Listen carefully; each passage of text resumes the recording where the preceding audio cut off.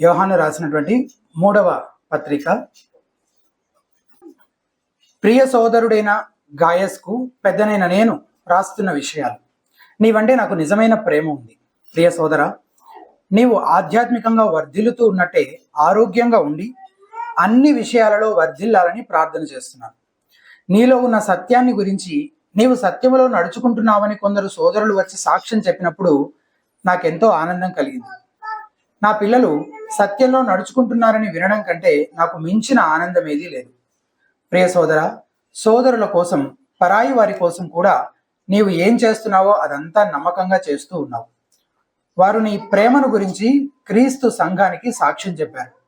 ఇతర ప్రజల దగ్గర ఏమీ పుచ్చుకోకుండా యేసు పేరు కోసం బయలుదేరారు వారు. కనుక దేవునికి తగినట్టు నీవు వారిని వారి ప్రయాణంలో సాగనంపితే బాగుంటుంది. మనం సత్యం విషయంలో భాగస్థులమయ్యేలా అలాంటి వారికి స్వీకరించాలి. అక్కడి సంఘానికి నేను రాశాను కానీ వారిలో ప్రముఖుడుగా ఉండడం అనేది ఎంతో ఇష్టమున్న దియోత్రెఫెస్ మా మాట అంగీకరించడం లేదు. అందుచేత నేను అక్కడికి వస్తే అతడు చేసిన పనులు జ్ఞాపకం చేస్తాను. అతడు మా విషయం చెడ్డ మాటలతో వదులుతున్నాడు.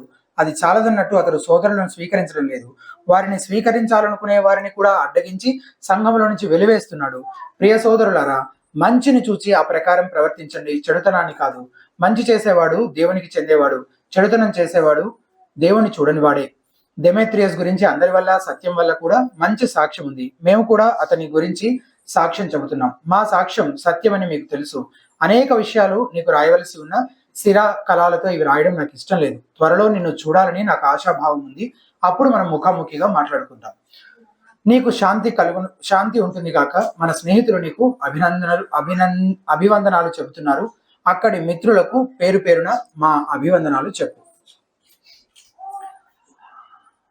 లైఫ్ వే రీసెర్చ్ వాళ్ళు 2022లో అమెరికాలో ప్రొటెస్టెంట్స్ ని సర్వే చేశారంట. ఒక సర్వే. ఆ సర్వేలో ప్రొటెస్టెంట్స్ అంటే కూడా అందరు కాదు, మళ్ళీ రెగ్యులర్గా చర్చ్కి వెళ్ళే వాళ్ళని సర్వే చేస్తే అందులో 76% మంది ఏమని నమ్ముతున్నారంటే దేవుడు మనము భోగభాగ్యాలు కలిగి, ఐశ్వర్యాలు కలిగి, సిరి సంపదలతోటి మనము ఉండాలని దేవుడు కోరుకుంటున్నాడు అని ఎంత శాతం మంది నమ్ముతున్నారంట? రోమన్ క్యాథలిక్స్ కాకుండా ప్రొటెస్టెంట్స్, అందులో రెగ్యులర్గా చర్చికి వెళ్ళే వాళ్ళు. అమెరికాలో జరిగిన సర్వే 76% మంది. ఇదే సర్వే వాళ్ళ మధ్యలోనే 2017లో నిర్వహించినప్పుడు కేవలం 69 ఉన్నారంట. అంటే 2017 నుంచి 2022 వరకు వచ్చేటప్పటికి 7% పెరిగారు అనమాట. వీళ్ళు 7% పెరిగారు. కానీ ఈ నమ్మేవాళ్ళు నమ్ముతున్నారంటే ఇలా చెప్పేవాళ్ళు కూడా ఉన్నారు కదా.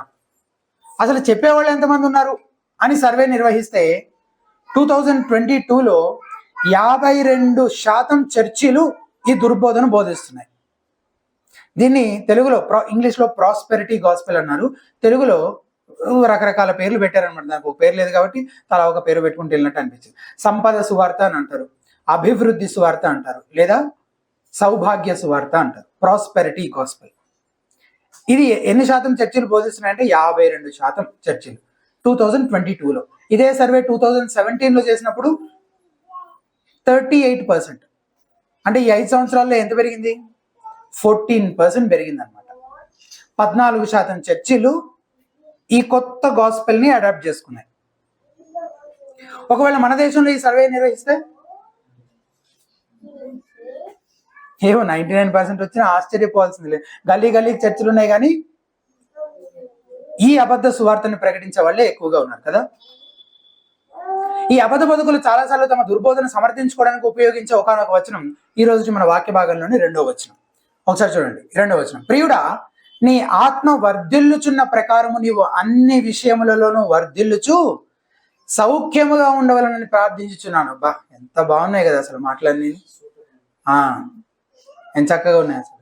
వాడుక భాషలో ప్రియ సోదర, నీవు ఆధ్యాత్మికంగా వర్ధిల్లుతూ ఉన్నట్టే ఆరోగ్యంగా ఉండి అన్ని విషయాల్లో వర్ధిల్లాలని ప్రార్థన చేస్తున్నాను. సౌఖ్యముగా ఉండి అనే మాటకి వాడుక భాషలో ఆరోగ్యముగా ఉండి, అదే యాక్చువల్ ఒరిజినల్ మీనింగ్ అదే అనమాట, ఆరోగ్యంగా ఉండి అనేది. అన్ని అంటే ఇక పూర్తి బైబిల్ యొక్క సమగ్ర బోధ వెలుగులో అర్థం చేసుకోవాలి. అన్ని అంటే ఇక అబ్సల్యూట్ సెన్స్ లో అన్ని అని అర్థం చేసుకోలేం కదా ఆబ్వియస్గా. అయితే ఇక్కడ ప్రశ్న, ఒకవేళ అన్ని అంటే అన్ని అన్నట్టుగా తీసుకుంటే, మరి ఎంతో మంది పాత నిబంధన ప్రవక్తలు అపోస్తలులు యేసు ప్రభువారితో సహా ఎందుకు బీదవారిగా ఉన్నారు, ఎందుకు శ్రమల పాలయ్యారు, హింసించబడ్డారు, ఆకలి దప్పులతో అలమటించారు, ఎన్నో వేదనలు అనుభవించారు, రక్తం కార్చారు, కుటుంబాన్ని కోల్పోయారు, రాళ్లతో కొట్టబడ్డారు, సిలువ వేయబడ్డారు, అవమానించబడ్డారు, చిత్రహింసలకు లోనయ్యారు, చివరికి ఎంతో మంది తమ ప్రాణాలు సైతం కోల్పోయారు. మరెందుకు మనం భక్తుల విషయంలో ఇట్లా చదువుతున్నాం బైబిల్లో? ఒకవేళ అన్ని విషయాల్లో వర్ధిల్లడం అనేది దేవుని చిత్తమై ఉంటే, అదే దేవుడు నిజంగా ప్రతి విశ్వాస విషయంలో కోరుకుంటుంటే, గొప్ప గొప్ప భక్తుల విషయంలో మాత్రం ఇలా జరిగింది ఏంటి?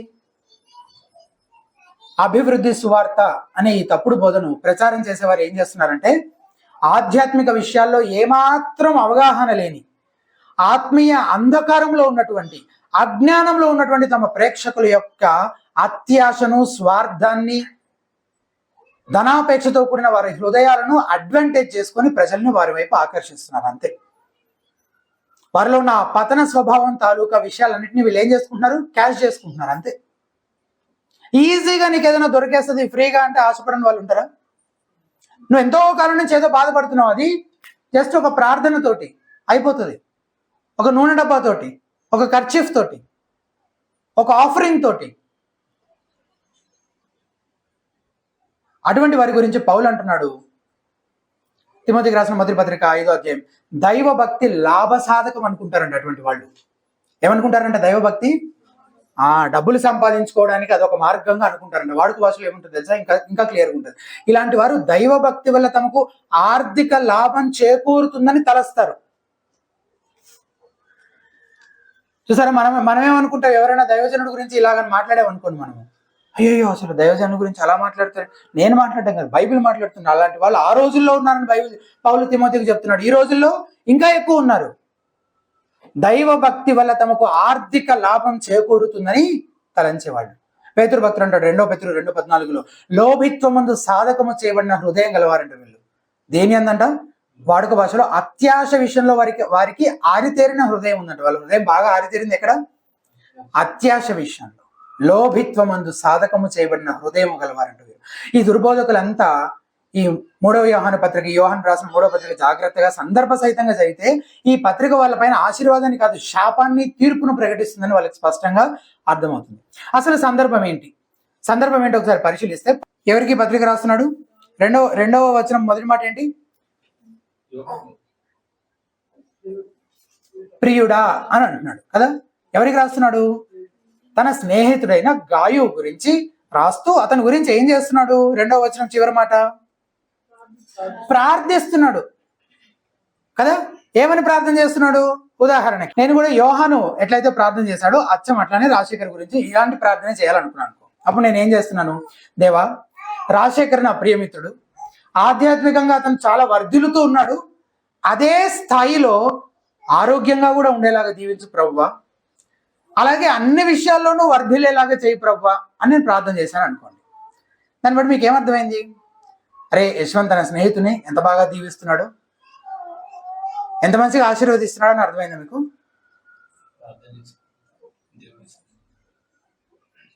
లేక ఆత్మ విషయంలో బాగానే వర్ధిల్లుతున్నాడు కానీ ఆరోగ్యం బాగాలేనట్టుంది, కాబట్టి ఆరోగ్యం కూడా బాగుండాలని ప్రార్థన చేస్తున్నాడు. ఆత్మ విషయంలో ఆత్మ వర్ధిల్లుతుంది కానీ మిగిలిన పరిస్థితుల్లో కొంచెం అట్లట్లు ఉన్నట్టున్నాయి, మంచిగా లేనట్టున్నాయి, మిగిలిన విషయాలు కూడా సాయం చేయ ప్రభువా అని ప్రార్థన చేస్తున్నాడా? మీకు అర్థమైందా? యోహాను ప్రార్థన చేస్తున్నాడు, బహుశా గాయుకి ఆరోగ్యం బాగాలేదేమో, పరిస్థితులు బాగాలేవేమో, ఆత్మ వర్ధిల్లుతుంది కానీ మిగిలిన విషయాల్లో కూడా అంతే విధంగా వర్ధిల్లేలాగా సహాయం చేయ ప్రభువా అని యోహాను ప్రార్థన చేస్తున్నాడు. ఈ యోహాను తన స్నేహితుడి గురించి చేసిన ప్రార్థనను పట్టుకుని దేవుడు ప్రతి విశ్వాసి శ్రీ సంపదలతో తులతూగుతూ ఉండాలని కోరుకుంటున్నాడని చెప్పడం ఎంత వాక్య వ్యతిరేకమైన భావము, వాక్యాన్ని వక్రీకరిస్తే వచ్చిన అర్థము మీకు అర్థమవుతుందా? ఈ సంపద సువార్త అనే దుర్బోధ, మీరు ధనవంతుల వలన దేవుడు కోరుకుంటున్నాడని వాక్యాన్ని వక్రీకరిస్తుంటే దేవుడు చాలా స్పష్టంగా ఏం చెప్తున్నాడు? ధనవంతులకు ఆపేక్షించేవారు శోధనలోను, ఉరిలోను, అవివేక యుక్తములను, హానికరములైన అనేక దురాశల్లోనూ పడుదురు. అట్టివి మనుషులకు నష్టములను, నాశనములను ముంచివేయును. ఎందుకనగా ధనాపేక్ష సమస్తమైన కీడులకు మూలము. కొందరు దానిని ఆశించి విశ్వాసం నుండి తొలగిపోయి నానా బాధలతో తమను తామే పొడుచుకొనిది. అని పౌలు తిమోతికి రాసిన పత్రిక మొదటి పత్రిక 6వ అధ్యాయం 9-10 వచనాలు చెప్తున్నాడు. సౌభాగ్య సువార్త, సంపద సువార్త లేదా అభివృద్ధి సువార్త అనే దుర్బోధకు భిన్నంగా అపోస్తలుడైన యోహాను అసలు ఈ పత్రికలో ఏం చెప్తున్నాడంటే 4వ వచనం చూడండి ఒకసారి. నా పిల్లలు సత్యమును అనుసరించి నడుచుకొనుచున్నారని వినుట కంటే నాకు ఎక్కువైన సంతోషము లేదు. నా పిల్లలు బాగా డబ్బులు సంపాదించి మంచి ధనవంతులయ్యారని, చాలా బాగా స్థిరపడ్డారని నాకు సంతోషంగా ఉంది అంటున్నాడా? సత్యమును అనుసరించి నడుచుకొనిచున్నారని నాకు సంతోషం, అంతకంటే గొప్ప సంతోషం ఇక నాకేమీ. ఆయన తన ఆత్మీయ పిల్లల గురించి మాటలు అంటున్నాడు నిజమే, కానీ ఎంతమంది క్రైస్తవ తల్లిదండ్రులు తమ పిల్లల గురించి మాటలు చెప్తారు? నా పిల్లలు సత్యమును అనుసరించి నడుచుకున్నట్టు కంటే నాకు ఎక్కువైన సంతోషం ఏమీ లేదని నిజంగా ఎంతమంది చెప్పగలుగుతాం? చాలా విచారకరమైన సంగతి ఏంటంటే, నేను చూసిన, నాకు తెలిసిన కొంతమంది క్రైస్తవ తల్లిదండ్రులు తమ పిల్లలకు మంచి జీతం వచ్చే, లక్షల డాలర్ల సంపాదించే పెద్ద పెద్ద ఉద్యోగం వస్తే ఎంతో ఆనందించారు.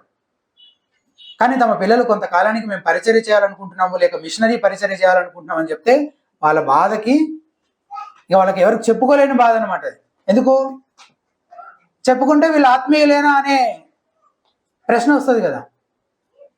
మనం బాగా భక్తి పరులమని కదా మనం అందరికి చూపించుకుంటున్నాం. సో ఆ ఇమేజ్ ఎక్కడ డ్యామేజ్ అవ్వకూడదంటే పాపం ఎవరికి చెప్పుకోలేరు కూడా, చెప్పుకోలేని బాధ అనమాట. ఎంత బాధాకరమైన విచారకరమైన సంగతి అది. నేను యేసుప్రభుని నమ్ముకుని ఎన్నో సంవత్సరాలు గడిచింది. నా గురించి నా బంధువుల ఆలోచనలు, నా ఇంట్లో వాళ్ళ ఆలోచనలు చాలా మారుతూ వచ్చాయి సంవత్సరాలు గడిచే కొద్ది.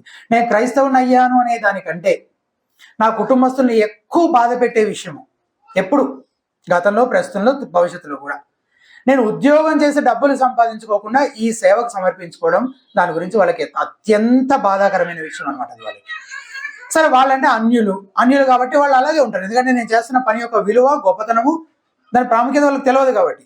కానీ క్రైస్తవులము, విశ్వాసం అని చెప్పుకునే క్రైస్తవ తల్లిదండ్రులు ఎందుకు ఇలా బాధపడాల్సిన పరిస్థితి వస్తుంది అసలు? సరే, వాళ్ళెవరి సంగతో పక్కన పెట్టండి. నిన్ను నిజంగా నీకు మహా సంతోషము, అత్యానందానికి నిన్ను గురి చేసే విషయం ఏంటి? నీ కూతురికి అమెరికా సంబంధం వచ్చిందనే విషయమా?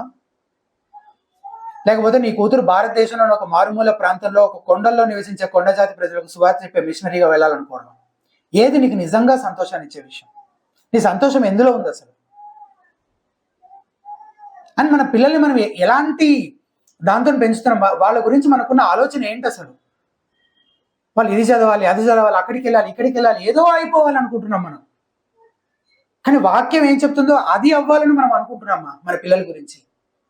ఆ ప్రిపేర్డ్నెస్ లేదు కాబట్టి ఎంతో భక్తిపరులైనటువంటి, యథార్థంగా విశ్వాసమైనటువంటి వారు కూడా తమ పిల్లల విషయంలో ఆనందించలేకపోతున్నారు. వాళ్ళ పరిచర్య గురించి, సేవ గురించి ఆలోచిస్తున్నారు, ప్రోత్సహించలేకపోతున్నారు వాళ్ళు ఆ దారిలో. తల్లిదండ్రులు చెప్పండి, పిల్లలకి ఎక్కడి నుంచి వస్తాయండి ఏ విషయాలైనా?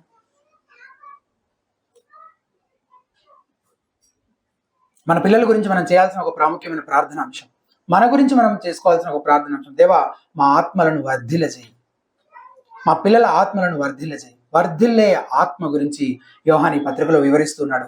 వర్ధిల్లే ఆత్మ ఏం చేస్తుందంటే 3 విషయాలు ఉన్నాయి. ఒకటి, సత్యమును, ప్రేమను అనుసరించి నడుచుకుంటుంది. అపోస్తుల అధికారానికి లోబడుతుంది మరియు భక్తుల మాదిరిని అనుకరిస్తుంది. ఈ యోహాను రాసిన 2వ పత్రిక లాగే ఈ పత్రిక రాసింది కూడా ఒక సంఘ పెద్దే. చాలా మంది పండితులు అంగీకరించే విషయం, ఆ సంఘ పెద్ద ఎవరని? అపోస్తుడైన యోహాను అని. యోహాను రాసిన 2వ పత్రిక ఒక సంఘానికి రాశాడు, కానీ ఈ 3వ పత్రిక మాత్రం చాలా స్పష్టంగా ఒక వ్యక్తికి రాశాడు. ఎవరైనా? గాయు అనే వ్యక్తికి రాసిన ఒక వ్యక్తిగతమైన పత్రిక. ఇతని గురించి ఈ పత్రికలో రాయబడిన సంగతులు తప్ప ఇంకేం తెలియదు మనకి. అపోస్తలుడైన యోహాను పర్యవేక్షణలో ఉన్న సంఘాలలో గాయు ఒక స్థానిక సంఘంలో పరిచయం చేసే నమ్మకమైన నాయకుడు అయి ఉండొచ్చు. గాయుతో పాటు మరో 2 గురించి కూడా ఈ పత్రికలో చదువుతాం మనం. ఎవరెవరు వాళ్ళు? పేర్లు మీరు గుర్తుపెట్టుకోండి. 2వ వ్యక్తి పేరు దియోత్రెఫే. అదే సంఘంలో ఉండే ఒక స్వార్థపరుడు, అధికార దాహం కలిగిన వ్యక్తి అనమాట. ఇతను అపోస్తలుడైన యోహాను అధికారంపై దాడి చేశాడు, తిరుగుబాటు చేస్తున్నాడు. ప్రయాణిస్తూ పరిచర్య చేసే క్రైస్తవ సేవకులకు ఆతిథ్యం ఇవ్వడానికి తృణీకరిస్తున్నాడు. అతని మాట కాదని ఆ ప్రయాణించే సేవకులకి ఎవరికైనా ఆతిథ్యం ఇచ్చారనుకో, వాళ్ళని ఏం చేస్తున్నాడు? చర్చిలో నుంచి బహిష్కరిస్తున్నాడు, వెలివేస్తున్నాడు, గెంటు వేస్తున్నాడు. ఇతను 2వ వ్యక్తి దియోత్రెఫే. 3వ వ్యక్తి దెమెత్రి. గాయు ఒక్కడే ఇప్పటి వరకు దియోత్రెఫే యొక్క శక్తివంతమైన వ్యూహాలను ఎదిరిస్తూ వచ్చాడు. ఇతను ఏం చేశాడు? గాయు ప్రయాణించే మిషనరీలకు ఆతిథ్యం ఇచ్చాడు, చక్కగా వాళ్ళకి ధన సహాయం చేశాడు. యోహాను కూడా గాయుని ఈ విషయంలో అభినందిస్తున్నాడు, ప్రోత్సహిస్తున్నాడు. శబాష్, ఇప్పటిదాకా నువ్వు ఎట్లా చేసావో అలాగే చేయడము, కంటిన్యూ చేయి అని ప్రోత్సాహపరుస్తూనే ఇప్పుడు నీ దగ్గరికి ఎవరు వస్తున్నారు? దెమేత్రి అనే వ్యక్తిని రికమెండ్ చేస్తున్నాడు, సిఫారసు చేస్తున్నాడు అనమాట గాయుకి సహాయం చేయడం కోసం. బహుశా దెమేత్రి ఈ పత్రిక తీసుకెళ్తున్న వ్యక్తి అయి ఉండొచ్చు. అలాగే చివరిలో గాయుకి భరోసా కల్పించే మాటలు కూడా చెప్తున్నాను. నువ్వేం దిగులు చెందకు, భయపడకు, నేను తొందరలోనే వస్తాను, వచ్చినప్పుడు ఆ దియోత్రేఫే సంగతి నేను చూసుకుంటాను అని చెప్పి కొంచెం ధైర్యం చెప్తున్నాడు కూడా. యోహాన్ వెళ్ళినప్పుడు నిజంగా ఏం జరిగిందో, ఎలా జరిగిందో మనకు తెలియజేయబడలేదు. కానీ ఈ ముగ్గురు వ్యక్తులు వర్ధిల్లే ఆత్మను కలిగి ఉండాలనుకునే వారికి 3 కీలకమైన పాఠాలు నేర్పిస్తున్నారు. అందులో మొదటిది, వర్ధిల్లే ఆత్మ సత్యమును ప్రేమను అనుసరించి నడుచుకుంటుంది. ప్రియుడైన గాయు యొక్క మాదిరి మనం ఇక్కడ చూస్తున్నాం మొదటి 8 వచనాల్లో. యోహాను యొక్క మిగిలిన పత్రికల్లో లాగానే ఈ పత్రికల్లో కూడా సత్యమే కీలకమైన విషయం. మీరు గమనించండి ఒకసారి.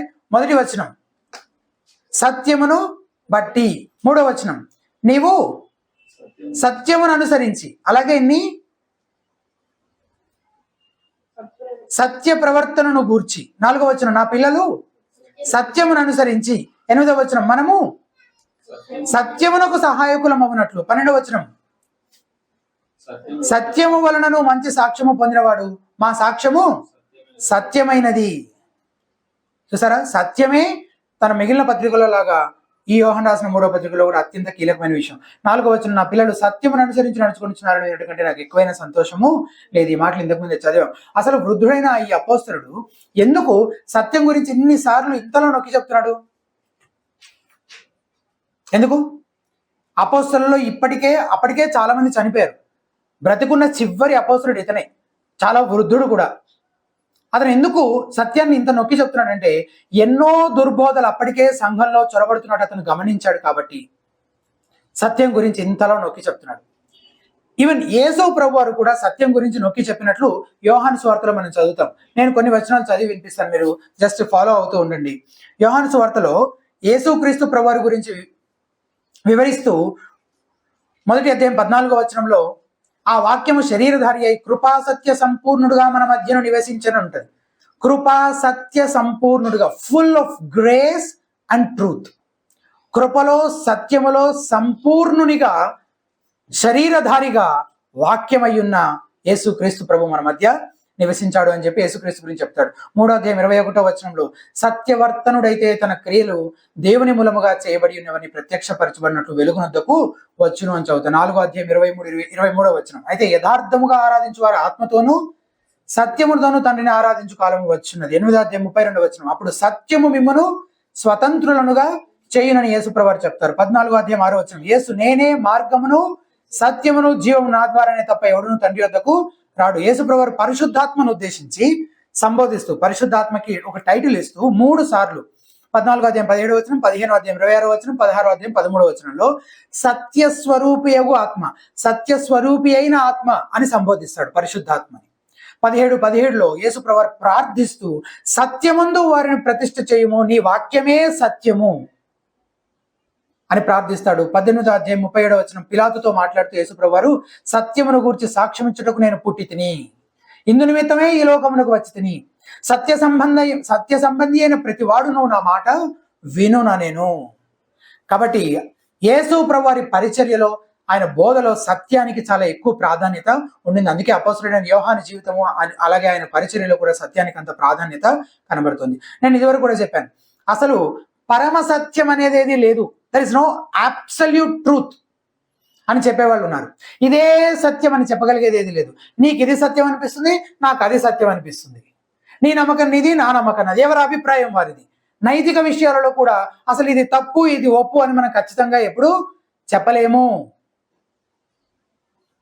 అని చెప్పేవారు ఉన్నారు. కానీ దేవశాస్త్రపరంగా, థియాలజికల్ గాను అలాగే మోరల్ గా, నైతికంగాను సత్యాసత్యాలు అనేవి అత్యంత స్పష్టంగా దేవుని పరిశుద్ధ లేఖనాల్లో బయలుపరచబడ్డాయి.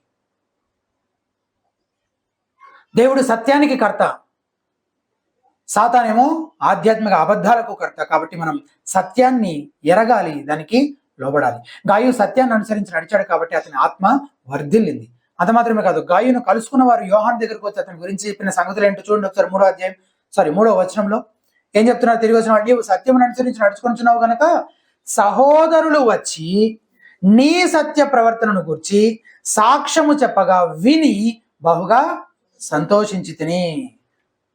సత్యమేనా? 6వ వచనం, వారు నీ ప్రేమను గూర్చి సంఘం ఎదుట సాక్ష్యం ఇచ్చారు.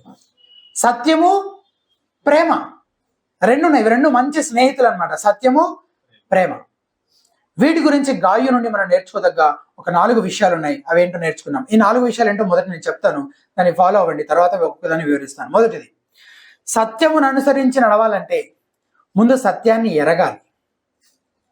సత్యాన్ని అనుసరించి నడవాలంటే ముందు సత్యాన్ని ఎరగాలి. రెండవది, సత్యమును ఎరిగిన వారు అందులో ఎదగాలి.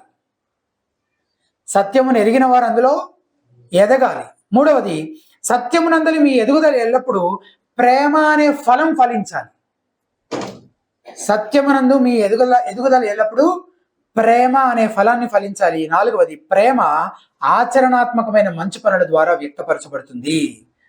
ఇన్ ప్రాక్టికల్ గుడ్ డీడ్స్, ఆచరణాత్మకమైన మంచి పనులలో మీ ప్రేమ ఎప్పుడు వ్యక్తపరచబడుతుంది. సో మొదటిది, సత్యమును అనుసరించి నడవాలంటే సత్యాన్ని ఏం చేయాలి? మొదట ఎరగాలి. నీకు తెలిసి ఉండాలి కదా. తెలియని దానికి విధేయత చూపించడం సాధ్యపడదు. తెలియని దానికి విధేయత చూపించడం సాధ్యం కాదు. చాలాసార్లు ఏమనుకుంటాం, అబ్బో విపరీతంగా చదివేస్తున్నాం, అసలు బుక్ రీడింగ్, వాక్యము, మళ్ళీ ప్రార్థన, ఇది శుక్రవారము, అబ్బో ఎంత చదివేస్తున్నాం, అసలు లోపడట్లేదు, కానీ నాలెడ్జ్ చాలా ఉంది అసలు. నేను అనుకున్నాను ఒకప్పుడు ఇట్లా, కానీ అది తప్పు. నిజంగా మీరు దేవుని వాక్యాన్ని చదవవలసినంతగా చదవట్లేదు. యాక్చువల్గా ఏవో తెలుసు అనుకుంటున్నాం, కానీ ఒక సందర్భం చెప్పేది వాక్యంలో ఎక్కడుందని అడిగితే చెప్పలేము మనం. మరి ఏం తెలుసు మనకి? ఇంకా మనం చదవాల్సినంత చదవట్లేదు, తెలుసుకోవాల్సినంత తెలుసుకోవట్లేదు, నేర్చుకోవాల్సినంత నేర్చుకోవట్లేదు. కాబట్టి నేర్చుకోలేని దాన్ని, తెలుసుకోని దాన్ని నువ్వు ఎట్లా పాటిస్తావు? తెలియని దానికి ఎట్లా విధేయత చూపిస్తావు? సో తెలుసుకోవడం అత్యంత ప్రాముఖ్యమైన విషయం. ఎరగాలి, సత్యం ఏంటో తెలుసుకోవాలి.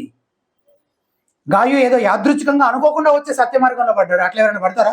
అబద్ధానికి, మోసానికి జనకుడైన వాడి ఆధిపత్యం నుంచి ఈ లోకంలోని ఏ ఒక్కరూ యాదృచ్ఛికంగా వచ్చి సత్య మార్గంలో పడరు. సత్యాన్ని అర్థం చేసుకోవడానికి, దానిలో నడవడానికే బుద్ధిపూర్వకంగా సంకల్పం చేసుకునే వారు కృషి చేయాల్సిన అవసరం ఉంది. అలాంటి సంకల్పము, కృషి అవసరం.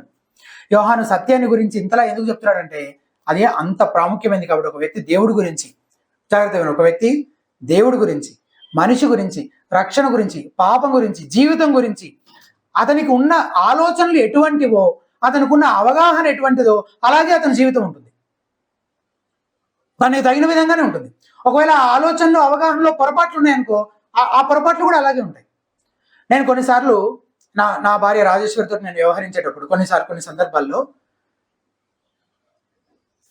పాపయుక్తంగా నేను ప్రవర్తించిన కొన్ని సందర్భాల్లో నేను ఆగిపోయి, నాకు వెంటనే స్ట్రైక్ అవుతున్న విషయం అంటే, నేను ఎందుకు మా నాన్నలాగా ప్రవర్తిస్తున్నాను, నేను ఎందుకు ఇట్లా ప్రవర్తించడం? నేను చిన్నప్పటి నుంచి ఎవరిని చూశాను? చిన్నప్పటి నుంచి మా నాన్నని చూస్తూ వచ్చాను. మా అమ్మతో ఇట్లా వ్యవహరించడం. నేను ఎందుకు మా నాన్నలాగా ప్రవర్తిస్తున్నానంటే, చిన్నప్పటి నుంచి నాకున్న ఫీడింగ్ అదే కదా. హస్బెండ్ గురించి నాకు, హస్బెండ్ ఇట్లా ఉండాలి అని నాకు ఎవరు టీచ్ చేయలేకపోయినా, మా father he played the role of husband and therefore he taught me. అతను కూడా తెలియకుండానే. సో మనము దేని గురించి అయినా ఎటువంటి ఆలోచనలు కలిగి ఉన్నామో, ఎటువంటి అవగాహన కలిగి ఉన్నామో, దానికి తగిన విధంగానే మన జీవితము ఉంటుంది. నిజంగా వాక్యానుసారంగా అసలు దేవుడు ఎవరు, పాపం ఏంటి, దాంతో ఎట్లా వ్యవహరించాలి, రక్షణ ఏంటి, దాన్ని ఎట్లా పొందుకోవాలి, మనిషి యొక్క బలహీనత ఏంటి, మనిషి అసలు ఎట్లాంటి వాడు, జీవితం ఏంటి, దేవుడు ఎందుకు ఇచ్చాడు, అసలు నిత్యత్వం ఏంటి, ఈ సంగతుల గురించి వాక్యానుసారంగా అవగాహన ఉన్న వ్యక్తి జీవితానికి, వీటన్నిటి విషయంలో సరైన అవగాహన లేని వ్యక్తి జీవితానికి వ్యత్యాసం ఉండదా? ఉంటుంది. సో నీ అవగాహనకు తగినట్టుగానే, నీ ఆలోచనకు తగినట్టుగానే, నువ్వు ఎంత సత్యాన్ని అర్థం చేసుకున్నావో దానికి తగినట్టుగానే నీ జీవితము ఉంటుంది. ఆ తేడా ఉండదా? ఖచ్చితంగా ఉంటుంది. కట్నం అడగని వాడిని ఎందుకు ఈ లోకం పిచ్చివాడిగా చూస్తుంది? హెల్మెట్ పెట్టుకునేవాడిని, ట్రాఫిక్ రూల్స్ పాటించేవాడిని ఎందుకు వింతగా చూస్తుంది? లంచం తీసుకొని వ్యక్తిని ఎందుకు ఎగతాళి చేస్తుంది? భార్యని ప్రేమించేవాడిని ఎందుకు పెళ్ళం కొంగు పట్టుకొని తిరిగేవాడిని అపహాస్యం చేస్తుంది? ఆ వ్యత్యాసం ఉండదా? ఖచ్చితంగా ఉంటుంది. సత్యాన్ని ఎరిగి దానికి లోబడాలని సమర్పించుకున్న వ్యక్తి జీవితానికి, దాన్ని ఎరగని తప్పు అవగాహన కలిగిన వ్యక్తి జీవితానికి చాలా తేడా ఉంటుంది.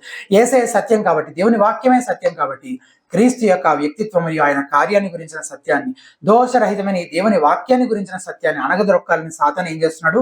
ఓటీ చేస్తున్నాడు, ఓవర్ టైం డ్యూటీ చేస్తున్నాడు. అయితే సత్యం గురించిన జ్ఞానంలో ఎదిగే కొద్దీ ఒక ప్రమాదం కూడా ఉంటుంది. ఎండ ప్రమాదం, జ్ఞానము ఉప్పొంగ చేయును కానీ ప్రేమ క్షేమాభివృద్ధి కలగజేయును అని కొరింథీయులకు రాసిన మొదటి పత్రిక 8వ అధ్యాయం 1వ వచనంలో పౌలు భక్తులు చెప్తారు. సత్యాన్ని తెలుసుకునే విషయంలో, ఒకవేళ సత్యాన్ని ఎరిగే విషయంలో, తెలుసుకునే విషయంలో ఒకవేళ సాతాను నిన్ను అడ్డుకోలేకపోయాడు అనుకో, వాడు ఏం చేస్తాడు? నేను ఉప్పొంగేలా చేస్తాడు. పక్కన వాడికి తెలియంది నీకెంత తెలుసు, ఏమేం తెలుసు అనే దాన్ని బట్టి నువ్వు అతిశయించేలా, గర్వించేలా, ఉప్పొంగేలా చేస్తాడు. ముందు అసలు నిన్ను ఎరగకుండానే అడ్డుకోవడానికి ప్రయత్నిస్తాడు. సరే, నువ్వు ఎట్లాగో తెలుసుకున్నావు, మొత్తాన్ని సత్యాన్ని ఎరుగుతున్నావు, అందులో ఎదుగుతున్నావు అనుకో, అప్పుడు ఏం చేస్తాడు? దాన్ని బట్టి ఉప్పొంగేలా చేస్తాడు, గర్వించేలా చేస్తాడు. తెలుసుకోకుండా అయితే, అసలు ఏమి తెలుసుకోకుండా ఉంటే అప్పుడు అయిపోతుంది, గొడవ లేదు కదా ఇక అసలు, అప్పుడు నోరు మూసుకొని అనికి మనకి వినయంగా ఉండొచ్చు కదా అనుకుందామా? అట్లా అనుకోవచ్చా? సత్యాన్ని తెలుసుకోకుండా అజ్ఞానంలో ఉండడము తప్పే, తెలుసుకున్న దాన్ని బట్టి ఉప్పొంగడము తప్పే. మనం సత్యం ఎంత తెలిసినా, మనం గుర్తుపెట్టుకోవాల్సిన విషయం, మనకి ఎంత తెలిసినా అది దేవుని కృప మూలంగానే మనం తెలుసుకోగలిగాము. దేవుని కృప మూలంగానే మనం తెలుసుకోగలిగాం. మనం తెలిసిందంతా కూడా అనేది ఎప్పుడు జ్ఞాపకం ఉంచుకోవాలి. ఒకవేళ దేవుడు మన ఎడల కృప చూపించకపోతే మనం ఎప్పటికీ ఏమి తెలుసుకోలేక ఆత్మీయ అంధకారంలోనే ఉండిపోయేవారము. అది జ్ఞాపకం చేసుకుంటే మనం అతిశయించకుండా, గర్వించకుండా, తగ్గించుకోవడానికి, అలాగే సత్యాన్ని ఎరుగుతూ దానిలో ఎదగడానికి అవకాశము ఉంటుంది. రెండవది, సత్యాన్ని ఎరిగిన వారు ఏం చేయాలి? అందులో ఎదగాలి. 3, 4 వచనాల్లో ఉన్న ఒక ఫ్రేజ్ ఏంటో చెప్పండి. కామన్ గా ఉన్న ఫ్రేజ్ 3వ వచనంలోను 4వ వచనంలోను, 3వ వచనంలోను 4వ వచనంలోను కామన్ గా ఉన్న ఫ్రేజ్ సత్యమును అనుసరించి నడుచుకోవడం గురించి 2 సార్లు చెప్పారు కదా. సత్యంలో కూర్చోవాలి, సత్యంలో విశ్రాంతి తీసుకోవాలి, సత్యంలో నిద్రపోవాలి అని చెప్పట్లేదు. సత్యాన్ని అనుసరించి ఏం చేయాలి? నడవాలి. You must walk in the truth. నడవడం అంటే ఒక ఉద్దేశపూర్వక దిశ వైపు స్థిరంగా కదులుతూ ఉండాలి. అందుకు ఏం కావాలి? క్రమశిక్షణ కావాలి, కృషి కావాలి. ఏమేం కావాలి? Discipline and effort. క్రమశిక్షణ, కృషి. నడవడం అంటే పరిగెత్తడం కూడా కాదు, స్థిరంగా కదులుతూ ఉంటే చేరుకోవాల్సిన గమ్యానికి తప్పక చేరుకుంటాం. పేతురు రాసిన 2వ పత్రికలో 3వ అధ్యాయము 17 నుంచి 18 వచనాలు తీసి చూడండి ఒకసారి. పేతురు రాసిన 2వ పత్రిక 3వ అధ్యాయము 3rd chapter 17 and 18 verses 17, 18. ప్రియులారా, మీరు ఈ సంగతులు ముందుగా తెలుసుకొని ఉన్నారు గనక మీరు నీతి విరోధుల తప్పు బోధల వల్ల తొలగింపబడి మీకు కలిగిన స్థిర మనస్సును విడిచి పడిపోకుండా కాచుకొని ఉండుడి అని నీతి విరోధుల తప్పు బోధల గురించి గాడ్ యువర్ సెల్ఫ్ అని హెచ్చరికిస్తున్నాడు కదా. వెంటనే 18వ వచనంలో ఏం చెప్తున్నాడు? మన ప్రభువును రక్షకుడైన యేసుక్రీస్తు అనుగ్రహించు కృపయందును జ్ఞానమందును ఏం చెందాలి? అభివృద్ధి పొందండి. Grow in the grace and knowledge. కృపయందును జ్ఞానమందును అభివృద్ధి పొందండి అని చెప్తున్నాడు. యేసుక్రీస్తు అనుగ్రహించు జ్ఞానంలో ఎదగడం అనేది యాదృచ్ఛికంగా అయిపోదు. సత్యంలో నడవాలని, సత్యాన్ని అధ్యయనం చేయాలని, అనుదిన జీవితంలో దేవుని వాక్య సత్యాన్ని అన్వయించుకోవాలని నువ్వు సంకల్పించుకోవాలి, తీర్మానించుకోవాలి, నిశ్చయించుకోవాలి, దానికి క్రమశిక్షణ చేసుకోవాలి, దాని గురించి కృషి చేయాలి. దానంతట అది అయిపోదు. 3వది, సత్యమునందలి మీ ఎదుగుదల ఎల్లప్పుడూ ప్రేమ అనే ఫలాన్ని ఫలించాలి. సత్యము, ప్రేమ ఒకదానికొకటి వ్యతిరేకమైనవి కాదు, అవి 2 మంచి స్నేహితులు, కలిసే ఉంటాయి కదా. మొదటి వచనంలో పెద్దనైన నేను సత్యమును బట్టి ప్రేమించు ప్రియుడైన గాయనకు శుభమని చెప్పి వ్రాయినది అని అన్నాడు యోహాన్ కదా. అంటే యోహాన్ అసలు గాయను ఎందుకు ప్రేమిస్తున్నాడంట? ప్రేమించడానికి గల కారణం ఏంటంట? సత్యమును బట్టి. వాళ్ళిద్దరూ నమ్మే యేసు క్రీస్తును గురించిన సత్యమే కారణం యోహాను గాయను ప్రేమించడానికి. ఇదే విషయం 3వ వచనంలో నీవు సత్యమును అనుసరించి నడుచుకొనిచున్నావు అని చెప్తున్నాడు. ఈ గాయు ప్రేమ అనే ఫలాన్ని కూడా ఫలించినట్టు 6వ వచనంలో మనం చూస్తున్నాం కదా. వారు నీ ప్రేమను గూర్చే సంఘం ఎదుట సాక్ష్యం ఇచ్చరి. చాలా తరచుగా జరిగేది ఏంటంటే, కొందరు సత్యం విషయంలో ఎక్కువ పట్టింపు కలిగి ఇక తమతో ఏకీభవించని వారి పైన కొరడా జులిపించడం కోసము సత్యాన్ని కొరడాగా ఉపయోగిస్తుంటారు. ఇంకొందరు ప్రేమ విషయంలో ఎక్కువ పట్టింపు కలిగి సత్యం విషయంలో నిలబడాల్సినప్పుడు, పోరాడాల్సినప్పుడు పోరాడకుండా రాజీ పడిపోతారు. అందరితో మంచి బాలుడు అనిపించుకోవడానికి ప్రయాసపడుతుంటారు. కానీ మన దేవుడు ప్రేమ అయి ఉన్నాడు, సత్యం అయి ఉన్నాడు. కాబట్టి మనం కూడా ప్రేమ మరియు సత్యం ఈ రెండింటినీ కలిగి ఉండాలి. కొన్నిసార్లు దేవశాస్త్ర పరంగాను, నైతికంగాను తప్పు చేసిన వారిని, తప్పులో ఉన్న వారిని ఖండించడం కూడా ప్రేమించడమే. మీ పిల్లలు మీరు సరిచేయరా? తప్పుదిద్దరా? ఖండించరా? మీరు వాళ్ళని ద్వేషిస్తున్నారు కాబట్టి ఆ పని చేస్తున్నారా? ప్రేమిస్తున్నారు కాబట్టి ఆ పని చేస్తున్నారు కదా. దియోత్రెఫే స్వార్థపరుడు, ప్రేమ లేనివాడు. అందుకే యోహాను అతని పాపాలను బట్టి అతను తీవ్రంగా ఖండించాడు. ఇది అపోస్తలుడు, ఇతని పేరేంటి తెలుసా? ప్రేమ అపోస్తలుడు. యోహానుకున్న పేరు అపోస్తల్ ఆఫ్ లవ్. ఎందుకు? ప్రేమ గురించి చాలా విరివిగా రాస్తాడనమాట యోహాన్. అలాంటి అపోస్తలుడు దియోత్రెఫే గురించి ఇంత కఠినంగా మాట్లాడుతున్నాడని మనకు అనిపించాల్సిన అవసరం లేదు. ఎందుకు? అతను ఈ పని ఎట్లా చేస్తుండొచ్చు? ప్రేమతోనే. ప్రేమిస్తున్నాడు కాబట్టి అందులో భాగంగానే చేస్తుండొచ్చు. ప్రేమ పాపాన్ని ఖండిస్తుంది. అయితే ప్రేమ పాపాన్ని ఖండించడం మాత్రమే కాదు, ఇంకా చాలా పనులు కూడా చేస్తుంది. ఇంకా ఏమేం చేస్తుంది? 4వది, ప్రేమ ఆచరణాత్మకమైన మంచి పనుల ద్వారా వ్యక్తపరచబడుతుంది. ఇంకా చాలా మంచి పనులు, చాలా నీతి క్రియల్లో ఏం చేయబడుతుంది? ప్రేమ వ్యక్తపరచబడుతుంది. 6వ వచనం, వారు నీ ప్రేమను గురించి సంఘం ఎదుట సాక్ష్యం ఇచ్చిరి అని మాట చదివాం కదా. ఏమని సాక్ష్యం ఇచ్చారు? పలానా గాయు రోడ్డు మీద ఎక్కడ కలిసిన ప్రైజ్ లాట్ బ్రదర్ అని ఎంత ఆప్యాయంగా పలకరిస్తాడో అసలు. I love you brother. ఒక్క వారం నేను చర్చికి రాకపోతే we really missed you sister అని ఖచ్చితంగా ఫోన్ చేసి చెప్తుంది ఆమె. అలా ప్రేమించడం సాక్ష్యమా? కాదు. 5వ వచనంలో ఉంది చూడండి, ప్రియుడా వారు పరదేశులైనను సహోదరులుగా ఉన్న వారికి నీవు చేసినదెల్లా విశ్వాసకి తగినట్టుగా చేయుచున్నావు. చేయుచున్నావు. ఇది ఉత్తమ మాటల గురించిన ప్రేమ కాదు. ఇది మాటలతో పాటు క్రియల్లో వ్యక్తపరచబడిన ప్రేమ గురించి వాళ్ళు సాక్ష్యం ఇస్తున్నారు. వాళ్ళెవరో గాయకు తెలియకుండా కానీ వాళ్ళు ఏం చేశాడు? ఇంట్లోకి చేర్చుకున్నాడు, ఆతిథ్యం ఇచ్చాడు, విశ్వాసకి తగినట్టుగా వాళ్ళకి ఏం చేశాడు? ఉపచారం చేశాడు. అంటే బహుశా వారి ప్రయాణాలకు కావాల్సినవన్నీ కూడా సర్ది, ఇంకా కింద మాటలన్నింటిని పరిగణలోకి తీసుకుంటే వారికి ఏమైనా ఇచ్చి మంచిగా ప్యాక్ చేసి పంపించుండొచ్చు. ఆ ప్రయాణించే పరిచారకులు, సేవకులకి, వారి మిషనరీ పరిచయకు అవసరమే డబ్బు కూడా ఇచ్చుండొచ్చు. అతని ప్రేమ కేవలం మాటలు కాదు, చేతలు కూడా. సంఘ పెద్దల గురించి తిమోతికి రాసిన పత్రికలో, తీతుకు రాసిన పత్రికలో అర్హతల గురించి చెప్తూ అతిథి ప్రియుడు అయి ఉండాలి అని చెప్తాడు పౌలు. అది సంఘ పెద్దల కోసమే అని అనుకుంటే కాదు. రోమాపత్రికలో విశ్వాసాలు కూడా చెప్తాడు. ఏమని? 12:13 రోమాపత్రిక, పరిశుద్ధుల అవసరములలో పాలు పొందుచు శ్రద్ధగా ఆతిథ్యం ఇచ్చుచుండు. ఎట్లా చేయాలంటే ఆతిథ్యము? శ్రద్ధగా.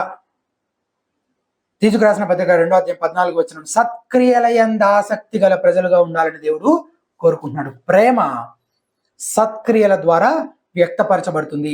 నేను బాగా విపరీతంగా ప్రేమించేస్తున్నానండి, కానీ నాకు అసలు మాట్లాడడం రాదు, ఎట్లా వ్యక్తపరచాలో కూడా తెలియదండి, కానీ నేను అసలు విపరీతంగా ప్రేమిస్తున్నాను. క్రియలు లేవు, కానీ నేను చాలా బాగా ప్రేమిస్తున్నాను. మహాప్రేమ అసలు నాదని ఎవరైనా చెప్తే అది నిజమేనా? అది క్రియల్లో ఏ రకంగానూ వ్యక్తపరచబడని లోపలే దాగి ఉండి లోపలే ఉండిపోయే ప్రేమ అంటే ఏదైనా ఉంటుందా? అసలు ఉండదు. అసలు ప్రేమే కాదు అది. ప్రేమ ఖచ్చితంగా ఆచరణాత్మకమైన మంచి పనులలో ఏం చేయబడుతుంది? వ్యక్తపరచబడుతుంది. సత్క్రియల యందు ఆసక్తి గలవారై ఉండాలి తన పిల్లలని దేవుడు కోరుకుంటున్నట్టు తీతుకు రాసిన పత్రిక 2:14 మనము చదువుతాం. సో ప్రేమ అనేది ఒక ఫీలింగ్, అనుభూతి మాత్రమే కాదు, అది మంచి క్రియలో తప్పక వ్యక్తపరచబడుతుంది. ఈ మిషనరీల గురించి యోహాన్ రాస్తూ ఏమన్నాడు చూడండి, 6వ వచనం మధ్యలో నుంచి, వారు అన్యజనుల వలన ఏమీ తీసుకొనక ఆయన నామము నిమిత్తము బయలుదేరిన వారు. అంటే వీరు పౌలు భక్తుడు అన్నట్టుగా కొంతమంది గురించి చెప్తారు కదా, వీళ్ళు వాక్యాన్ని కలిపి చెరిపేవారు కాదు. కొరింథీయులకు రాసిన 2వ పత్రిక 2:17 అంటాడు. కొంతమంది అట్లా ఉన్నారంట. అలాగే ఏ అన్యజనులనైతే క్రీస్తు కోసం సంపాదించాలనుకుంటున్నామని చెప్తున్నారో వాళ్ళు ఆ అవిశ్వాసుల నుంచి డబ్బులు దండుకునే మోసగాళ్ళు కాదు వీళ్ళు. వీళ్ళు ఎవరంట? ఆయన నామము నిమిత్తము బయలుదేరిన వారు. యోహాను వీరి విషయంలో ఏం చేయాలో చెప్తూ 7వ వచనంలో ఏమన్నాడు? దేవునికి తగినట్టుగా నీవు వారిని సాగనంపిన ఎడల నీకు యుక్తముగా ఉండును. 8వ వచనం, మనం సత్యమునకు సహాయకులమవునట్లు అట్టి వారికి ఉపకారము చేయ బద్దులమై ఉన్నాము. దేవుని ప్రజలు స్వార్థ పరిచారకులకు ఏం చేయాలి? సహకరించాలి.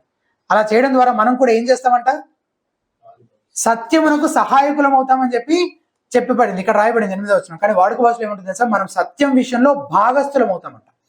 అంటే వాళ్ళు చేస్తున్న పరిచర్యలో మనం కూడా ఏమవుతాం? పాలి భాగస్థులు అవుతాము. వారికి సహకరించడం ద్వారా ప్రాక్టికల్ గా మనం కూడా ఏం చేయగలమంటే, ఆయన నామ నిమిత్తం వెళ్ళిన మిషనరీలనే కానీ, ఆయన నామ నిమిత్తం పరిచర్యకు సమర్పించుకున్న వారిని కానీ వారికి కూడా మనం సహాయం చేసేవారిగా ఉండాలి. ఈ విధంగా ఒక వర్ధిల్లే ఆత్మ సత్యమును, ప్రేమను అనుసరించి నడుచుకుంటుంది. 2వ విషయం, వర్ధిల్లే ఆత్మ అపోస్తలీయ అధికారానికి లోబడుతుంది. చెడ్డ మాదిరిని కనపరిచిన దియోత్రెఫే గురించి మనం 9 నుంచి 10 వచనాల్లో చదువుతాం. 9-10 వచనాలు. దియోత్రెఫే అపోస్తలీయ అధికారానికి లోబడలేదు కదా, అతని అంగీకరించలేదు అని చెప్తాడు యోహాను. అందుకే అతను వర్ధిల్లే ఆత్మగా ఉండాల్సింది ఎలా ఉన్నాడు? విహీనమైన ఆత్మగా ఉన్నాడు. విహీనమైన ఆత్మ అంటే నిరుపేద, దిక్కుమాలిన, దరిద్రమైన. వర్ధిల్లడం అంటే ప్రాస్పరస్, సమృద్ధి, అభివృద్ధి కలిగిన ఆత్మ. దానికి ఆపోజిట్ దరిద్రమైన, దిక్కుమాలిన లేదా దిక్కులేని, నిరుపేద ఆత్మగా ఎవరున్నారు? దియోత్రెఫే ఉన్నాడు అనమాట. అతని చెడ్డ మాదిరి నుంచి కూడా మనం నేర్చుకోదగ్గ విషయాలు 4 ఉన్నాయి. మీరు వర్ధిల్లే ఆత్మగా ఉండాలంటే ఈ విహీనమైన ఆత్మలోని 4 లక్షణాలు మీలో లేకుండా చూసుకోవాలి. అందులో మొదటిది, విహీనమైన ఆత్మ ప్రధానత్వాన్ని కోరుకుంటుంది. 9వ వచనం, నేను సంఘమునకు ఒక సంగతి వ్రాసి తిని, అయితే వారిలో ప్రధానత్వం కోరుచున్న దియోత్రెఫే మమ్మను అంగీకరించుటలేదు. సంఘంలో తలెత్తిన చరిత్ర అంతా మనం పరిశీలిస్తే సంఘంలో తలెత్తిన ప్రధాన సమస్యలకు కారణం ఇదే. ఏంటది? ప్రధానత్వాన్ని కోరుకోవడం. దియోత్రెఫే గురించి ఆలోచిస్తే అతను ఒక దుర్బోధకుడు అయితే కాదు, లేదా వేరే ఏవో చాలా ప్రధానమైన దుర్బోధలు ఏవో చేస్తున్నాడు సంఘంలో అనడానికి కూడా లేదు. ఎందుకు? అలాంటివి ఏమైనా ఉంటే యోహాను ఖచ్చితంగా వాటి గురించి తెలియజేసేవాడు, సంఘాన్ని అప్రమత్తం చేసేవాడు, అసలు సంఘం నుంచి వాళ్ళని వెలివేయమనేవాడు. అలాంటివి ఏమైనా ఉన్నాయా? అట్లాంటివి ఏమి రాయట్లేదు కదా. కానీ ఇతనికి ఒక సమస్య ఉంది. అతని సమస్య థియాలజీ కాదు, అతని సమస్య. అతను స్వంత స్వార్థపూరిత అజెండాలు కలిగి స్వార్థంతో, గర్వంతో నడుచుకుంటున్నటువంటి వ్యక్తి. అది అతని సమస్య. అవి అపోస్తలుడైన యోహాన్ని కూడా ఎదిరించేలా, అతని అధికారాన్ని ధిక్కరించేలా చేశాయి.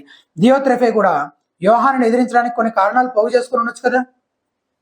ఎవరి కారణాలు వాళ్ళకు ఉంటాయి కదా. బహుశా దియోత్రెఫే సంఘంలో ఒకవేళ వాళ్ళ సంఘస్థులతో మాట్లాడితే ఎలా మాట్లాడుండొచ్చు, ఏం మాట్లాడుండొచ్చు ఊహించి చెప్తున్నాను కొన్ని. ఈ ప్రయాణించే బోధకులను సంఘంలోకి అనుమతించడం వల్ల అసలు ఎంత పెద్ద ప్రమాదం ఉంటుందో యోహానికి అసలు అర్థం కావట్లేదు. మనం సిద్ధాంతం విషయంలో ఎంత ఖచ్చితంగా ఉంటాము అసలు? ఏమో వాళ్ళు ఎలాంటి దుర్బోధనలు తీసుకొస్తారో సంఘంలోకి. వయసు అయిపోయింది కదా, చాదస్తంతో ఏదో అంటుంటాడులే, మీరు ఆయన మాటలు పట్టించుకోవద్దు, నేను చెప్పింది నా మాట వినండి. మన మంచి కోసమే చెప్తున్నాడు, కానీ మనం పట్టించుకోవాల్సిన అవసరం లేదు ఆయన మాటలు. నా మాట వినండి. ఆ ప్రయాణించే బోధకులను మీళ్ళలోకి చేర్చుకోదు. ఒకవేళ మీరు కాదని చేర్చుకున్నారా మీ ఇష్టం. ఇక మేమందరం ఏం చేస్తాం? నేను సంఘాల నుంచి గెంటి వేస్తాము, వెలివేస్తాము. దియోత్రెఫే చెప్తున్నది సత్యమే అయి ఉండొచ్చు, కానీ అతను ప్రేమించే ఏకైక వ్యక్తి ఎవరో తెలుసా? అతనే. అతను ప్రేమించే ఏకైక వ్యక్తి ఎవరు? అతనే. ఇద్దరు వ్యక్తులు వివాహం చేసుకోవాలనుకున్నారు అనుకుందాం. అయితే వారు కలిసి మాట్లాడుకునే ఏర్పాటు చేయబడింది అనుకుందాం. అమ్మాయి అడిగింది, వివాహంలో నేను ఎట్లా ఉండాలని మీరు కోరుకుంటున్నారో అని అడిగింది అనుకుందాం. ఒకవేళ అబ్బాయి సింపుల్గా 2 రూల్స్ ఉన్నాయి. అందులో మొదటిది, I am the boss of our marriage. రెండవది, you don't boss the boss.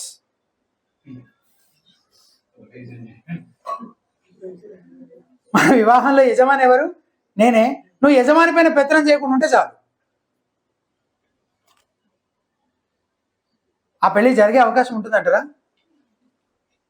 And boss అనే పదానికి చాలా నెగిటివ్ కానోటేషన్స్ ఉన్నాయి. యజమాని అనేది సరిపోదు యాక్చువల్గా తెలుగు ట్రాన్స్లేషన్లో. స్థానిక సంఘాలలో కూడా స్త్రీ పురుషులు ఇటువంటి ఆలోచనలు కలిగి ఉంటే అది మంద మధ్యలో గలిబిలి సృష్టిస్తుంది. చాలా మంది పాస్టర్లు, సంఘ నాయకులు ఇలాగే ప్రవర్తిస్తుంటారు. వారికి అధికారం కావాలి, పెత్తనం కావాలి. కానీ పౌలు భక్తులు ఏమంటాడు? సంఘ పెద్దను ఉద్దేశించి తీతుకు 1:7 అతను స్వేచ్ఛాపరుడిగా ఉండకూడదని చెప్తున్నాడు. స్వేచ్ఛాపరుడు అంటే ఏంటో మనకేం తెలుసు? అసలు తెలుగేనా? వాడుక భాషలో స్వార్థపరుడై ఉండకూడదు. ఎంత బాగుంది! ఎట్లా ఉండకూడదు?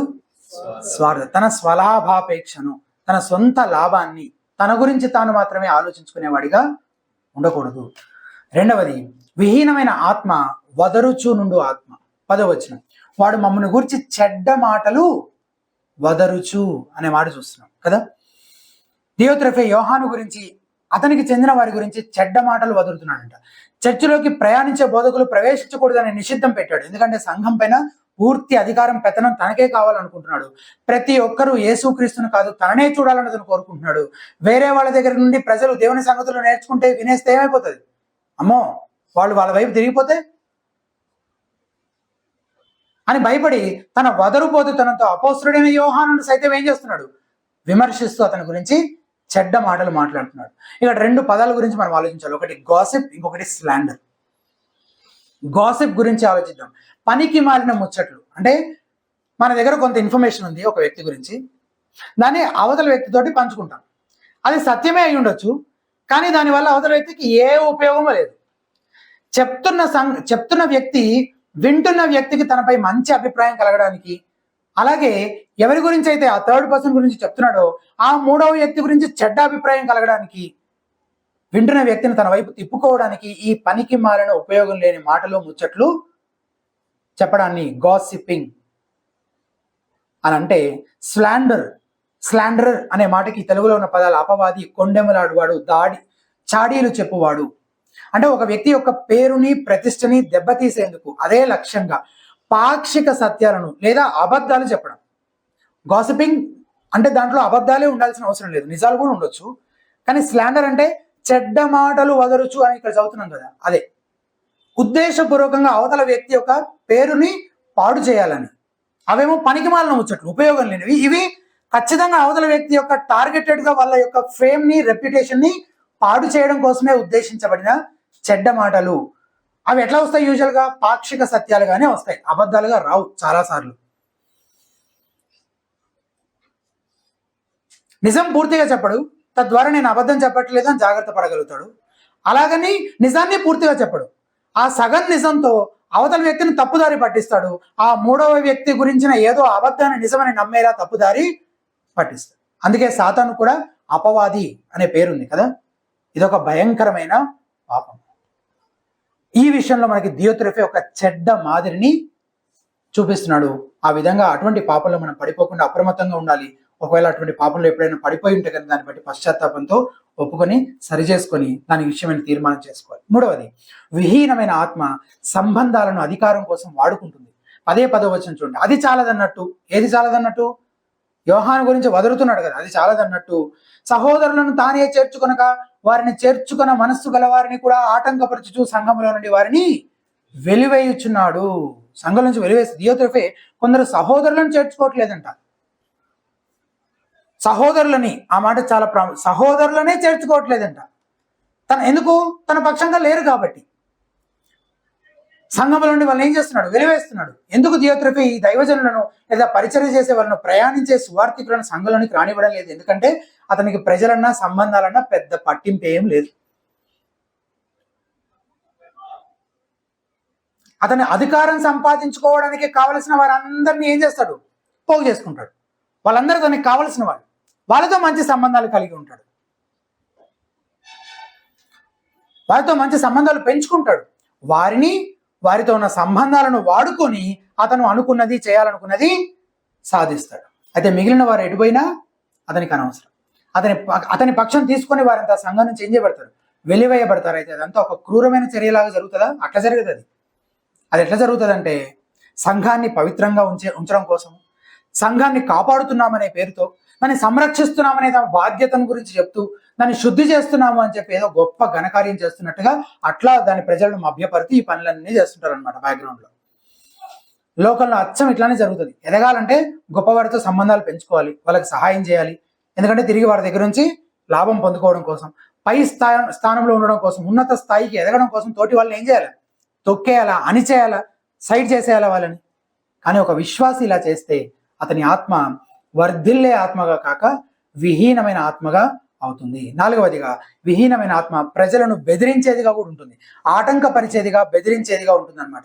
10వ వచనం ఒకసారి చూడండి. అందులో అతను ఏం చేస్తున్నాడంటే, సహోదరులను చేర్చుకొనక వారిని చేర్చుకున్న మనస్సు గల వారిని కూడా ఏం చేస్తున్నాడు? ఆటంకపరుచుచు. వెలివేయడానికి ముందు ఇంకేదో చేస్తున్నాడు. ఏం చేస్తున్నాడు? ఆటంకపరుస్తున్నాడు. నువ్వు నా సైడ్ ఉన్నావా? మంచిది, లేకపోతే ఏమవుతావు? సైడ్ అయిపోతావు నువ్వే అని వాళ్ళని చర్చ్ పాలిటిక్స్ అనమాట కదా. కానీ సంఘంలో ఎటువంటి పాలన ఉండాలని యేసుప్రభువు సూచించారు? మార్కు సువార్త 10వ అధ్యాయం 42-44 వచనాలు చూస్తే, యేసు వారిని తన యొద్దకు పిలిచి వారితో ఇట్లనెను, అన్యజనులలో అధికారులను ఎంచబడిన వారు వారి మీద ప్రభుత్వం చేయుదురు, వారిలో గొప్పవారు వారి మీద అధికారం చేయుదురని మీకు తెలుసు. కానీ మీలో అలాగూ ఉండకూడదు. మీలో ఎవడైనాను గొప్పవాడై ఉండగోరిన వాడు మీకు పరిచారం చేయువాడై ఉండవలను. మీలో ఎవడైనాను ప్రముఖుడై ఉండగోరిన వాడు అందరికీ దాసుడై ఉండవలను. ఇటువంటి పాలన, ఇటువంటి సర్వెంట్ లీడర్షిప్ సంఘంలో ఉండాలని దేవుడు ఉద్దేశిస్తున్నాడు. ఇంతవరకు మనం ఏం చూస్తూ వచ్చామంటే, వర్ధిల్లే ఆత్మ సత్యమును, ప్రేమను అనుసరించి నడుచుకుంటుంది. అలాగే అపోస్తలి అధికారానికి లోబడుతుంది. ఈ దియోత్రెఫే కనపరిచిన చెడ్డ మాదిరిలాగా విహీనమైన ఆత్మగా ఉండకుండా జాగ్రత్త పడుతుంది. ఇక చివరిది, వర్ధిల్లే ఆత్మ భక్తుల మాదిరిని అనుకరిస్తుంది. మంచి సాక్ష్యం పొందిన దెమేత్రి గురించి మనం చదువుతున్నాం 10-11 వచనాలు. 13-14 వచనాల్లో జస్ట్ క్లోజింగ్ గ్రీటింగ్స్ ఉంటాయి అంతే. ఈ 2 వచనాలు చూసి మనం ముగించుకుందాం. 11-12. 11వ వచనం, ప్రియుడా చెడు కార్యమును కాక మంచి కార్యమును అనుసరించి నడుచుకొనుము. మేలు చేయవాడు దేవుని సంబంధి, కీడు చేయవాడు దేవుని చూచినవాడు కాడు. దెమేత్రియు అందరి వలనను సత్యం వలనను మంచి సాక్ష్యం పొందినవాడు. మేము కూడా అతనికి సాక్ష్యం ఇచ్చున్నాం, ఆ సాక్ష్యము సత్యమైనదని నీవు ఎరుగుదు. మనందరికీ అనుకరించడానికి, ఫాలో అవ్వడానికి ఎగ్జాంపుల్ అవసరం కదా. కేవలం సత్యాన్ని చూసి పాటించడం కాకుండా దాన్ని ఎవరైనా పాటిస్తున్న వాళ్ళు చేసి చూపిస్తే దాన్ని అనుకరిస్తాం మనం కదా. అలాంటి ఎగ్జాంపుల్స్ మన అందరికీ అవసరం. అది అటువంటి వారు ఎవరో ఎన్నుకునే విషయంలో మనం జాగ్రత్తగా ఉండాలి. ఎటువంటి వారిని ఎన్నుకోవాలి? ఎంతో పేరెన్నిక గల క్రైస్తవ నాయకులు మంచి మాదిరిని కనపరచకపోవచ్చు. అయితే ఎవరిని ఎన్నుకోవాలో, ఎవరిని అనుకరించాలో ఎట్లా తెలుస్తుంది? ఒక వ్యక్తి యొక్క వ్యక్తిత్వాన్ని పరిశీలించాలి, అతని యొక్క క్రియల్ని పరిశీలించాలి, అతని జీవితాన్ని చూడాలి, ఆత్మఫలం ఏమైనా ఉందేమో పరిశీలించాలి. 11వ వచనంలో ఏముంది? ప్రియుడా చెడు కార్యమును కాక మంచి కార్యమును అనుసరించి నడుచుకొనుము. మేలు చేయవాడు దేవుని సంబంధి, కీడు చేయవాడు దేవుని చూచిన వాడు కాడు. సో వాళ్ళ క్రియలను, వాళ్ళు ఆత్మఫలాన్ని ఫలిస్తున్నారా లేకపోతే శరీర కార్యాలు చేస్తున్నారా పరిశీలించాలి. తర్వాత వాళ్ళ రెప్యుటేషన్, వాళ్ళ టెస్ట్ మనీ ఎట్లా ఉంది? దెమేత్రి గురించి ఏం చెప్తున్నారు? అందరూ మంచి సాక్ష్యం ఇస్తున్నారంట. దెమేత్రి అందరూ అంటే ఇది కూడా అబ్సల్యూట్ సెన్స్ లో అందరూ అనొద్దు. ఎందుకు? దియోత్రిఫై చెప్తాడు మంచి సాక్ష్యం దెమేత్రి గురించి చెప్పడు. సో అబ్సల్యూట్ సెన్స్ లో అందరూ అనుకోవద్దు. ఇన్ జనరల్ గా అందరూ అతని గురించి ఎట్లాంటి సాక్ష్యం ఇస్తున్నారంట? మంచి సాక్ష్యం ఇస్తున్నారంట. అలాగే యోహాన్ అంటున్నాడు 12వ వచనంలో, దెమేత్రియు అందరి వలనను సత్యము వలనను మంచి సాక్ష్యం పొందినవాడంట. అంటే అతని జీవితం దేవుని వాక్యంలో బోధించబడిన వ్యక్తిత్వ లక్షణాలకు, నైతిక ప్రమాణాలకు తగిన విధంగా ఉంది. ఉదాహరణకు దియోత్రిఫై లాగా పెత్తనం చేసేవాడిగా కాకుండా దెమేత్రి దీన మనసు కలిగిన దాసుడిగా పరిచయం చేస్తుండొచ్చు. స్వార్థపరుడుగా కాక వాక్యానుసారమైన ప్రేమ కనపరిచేవాడిగా ఉండొచ్చు. దెమేత్రి యొక్క దైవికమైన వ్యక్తిత్వం గురించి యోహాను కూడా మంచి సాక్ష్యం ఇస్తున్నట్టు మనం చూస్తున్నాం. ఒక వ్యక్తి దేవునితో నడిచేవాడైతే అతని గురించి ఇతర సేవకులు కూడా ఏం చేస్తారు? మంచి సాక్ష్యము ఇస్తారు. అటువంటి రెప్యుటేషన్, అటువంటి సాక్ష్యం అతనికి ఉంటుంది. ఇటువంటి వారు మీకు కనబడితే వారిని అనుకరించండి, వారి మాదిరిని అనుసరించండి. అయితే దీనికోసం మీరు మంచి బయోగ్రఫీస్ కూడా చదవాలి, భక్తుల జీవితాలను, జీవిత చరిత్రలను చదవాలి. అయితే ముందుగా ఎక్కడ ప్రారంభించాలి? బైబిల్ నుంచే. బైబిల్లోనే ఎంతో మంది భక్తుల జీవితాలు రాయబడ్డాయి. వాటిని చదివి వారి మాదిరిని అనుకరించడం ద్వారా మీరు దేవునితో నడవడము, క్రీస్తును వెంబడించడం అనేది ఏంటో నేర్చుకుంటారు. తద్వారా మీ ఆత్మలు వర్ధిల్లుతాయి. ఒక వ్యక్తి గొప్ప ధనవంతుడు, నేను ఏ రోజైనా చచ్చిపోతే, నేను చనిపోయినప్పుడు నన్ను నా ఖరీదైన కారులో కూర్చోబెట్టి సమాధి చేయమని కోరుకున్నట్టు. సరే అని అతని డే ఏదో వస్తుంది కదా, ఆ డే వచ్చింది, చనిపోయాడు. చనిపోయినప్పుడు కారు పట్టేంత పెద్ద గొయ్యి తవ్వి అతన్ని చక్కగా నీట్గా రెడీ చేసి ఆ కారులో కూర్చోబెట్టి, నోట్లో ఒక చుట్ట పెట్టి, స్పీడోమీటర్ ఒక 80కి తిప్పి చిన్నగా ఆ గుంటలోకి దించారట. దించి పూడుస్తున్నారట. ఆ కార్యక్రమానికి హాజరైన ఒక వ్యక్తి ఇలా అన్నట్ట, ఇలా బ్రతికే భాగ్యం అసలు ఎంతమంది కలుగుతుంది అని అన్నట్టు. కానీ నిజమైన భాగ్యం అంటే బ్రతికినంత కాలం ఒక భాగ్యవంతుడిగా బ్రతికి చనిపోయేటప్పుడు ఒక ఖరీదైన కారులో కూర్చొని దానితో సహా పూడ్చిపెట్టబడడం కాదు. నిజమైన భాగ్యం అంటే ఆత్మ భాగ్యవంతంగా ఉండడం, ఆత్మ వర్ధిల్లడం. ఆ నిత్యమైన భాగ్యానికి మార్గం ఏంటంటే మనం సత్యమును, ప్రేమను అనుసరించి నడుచుకోవాలి. అపోస్తలి అధికారానికి లోబడుతూ విహీనమైన ఆత్మలో ఉన్నటువంటి ఆ లక్షణాలు మనలో ఉండకుండా జాగ్రత్త పడాలి. అలాగే మంచి మాదిరిని కనపరిచే వారిని మనం కూడా అనుకరించే వారంగా ఉండాలి. వాళ్ళ ఎగ్జాంపుల్ని ఫాలో అయ్యే వారంగా మనం ఉండాలి. అప్పుడు మిమ్మల్ని బట్టి దేవుడు సంతోషిస్తాడు, మిమ్మల్ని నడిపించే నాయకులు కూడా మిమ్మల్ని బట్టి సంతోషిస్తారు. వారికి కూడా అంతకంటే సంతోషకరమైన విషయం ఇంకేది ఉండదు. అటువంటి అలా వర్ధిల్లే ఆత్మ కలిగిన వారముగా మనమందరము ఉండగలిగే కృప దేవుడు మనందరికీ అనుగ్రహించిన ప్రార్థన చేసుకుందాం. సత్యాన్ని అనుసరించి నడవాలంటే ముందు సత్యాన్ని ఎరగాలి. సత్యాన్ని ఎరిగిన వారు అందులో ఎదగాలి. అందులో ఎదుగుతున్న వారు ప్రేమ అనే ఫలాన్ని ఫలించాలి. ఆ ఫలం మంచి క్రియల్లో, నీతి క్రియల్లో వ్యక్తపరచబడాలి. అలా మనం సత్యాన్ని ఎరిగిన వారమైతే ఒకవేళ మరి సత్యంలో ఎదుగుతున్నామా, ప్రేమ అనే ఫలం ఫలిస్తున్నామా, నీతి క్రియలు మన జీవితంలో కనబడుతున్నాయా పరిశీలించుకుందాం. ఆతిథ్యం ఇస్తున్నామా, దేవుని సేవకులను ప్రేమిస్తున్నామా, పరిచర్యకు సహకరిస్తున్నామా, ఆ విధంగా సువార్త పరిచర్యలో పాలిభాగస్సులం అవుతున్నామా? ఆతిథ్యం విషయంలో మన కమిట్మెంట్ ఎట్లా ఉంది? ప్రేమించే విషయంలో మనం ఎట్లా ప్రేమిస్తున్నాం మన తోటి వారిని? కేవలం మాటతో మాత్రమే ఆప్యాయంగా మాట్లాడుతూ చేతల్లో మాత్రం ఏమీ చేయకుండా ఉంటే అది నిజమైన ప్రేమ కాదు. సత్యం నాకు తెలుసు, కానీ నాలో ప్రేమే కొంచెం కొదువుగా ఉందని చెప్పడానికి లేదు. సత్యం నీలో ఉంటే, అది నిన్ను పరిపాలిస్తుంటే, నీ హృదయాన్ని ఏలుతూ ఉంటే ఖచ్చితంగా నువ్వు ప్రేమించే వ్యక్తిగా ఉంటావు. అటువంటి ప్రేమ నీళ్ళు నీ జీవితంలో కనబడుతుందా? నీ తోటి వారు నీ గురించి నువ్వు సత్యాన్ని అంటుకట్టుకొని సత్యం కోసం నిలబడతావని, నువ్వు ప్రేమించే విషయంలో మంచి ఎగ్జాంపుల్గా ఉన్నావని నీ గురించి సాక్ష్యం ఇవ్వగలుగుతారా? గాయు గురించి ఇచ్చినట్టుగా. లేక నీ ఆత్మ దియోత్రెఫే ఆత్మలాగా, విహీనమైన ఆత్మలాగా అతను కలిగి ఉన్నటువంటి లక్షణాలను పోలి ఉందా? ప్రధానత్వాన్ని కోరుకునేటువంటి ఆత్మ, వ్యక్తులను, సంబంధాలను తాను సాధించాలనుకునే వాటి కోసం ఉపయోగించుకునేటువంటి, వాడుకునేటువంటి ఆత్మ, తనకు కావాలనుకునేది సాధించడం కోసం, ప్రజలను తన వైపు తిప్పుకోవడం కోసము చెడ్డ మాటలు వదిలేటువంటి ఆత్మ, ప్రజలను బెదిరించేటువంటి ఆత్మ. అటువంటి ఆయా విషయాల్లో మనం ఎక్కడైనా తప్పిపోయి ఉంటే వాటి విషయంలో సరి చేసుకుందాం, ఒప్పుకుందాం, పశ్చాత్తాపడదాం. మంచి మాదిరి కలిగినటువంటి భక్తుల జీవితాలను చదవడానికి మళ్ళీ మనం తీర్మానించుకుందాం.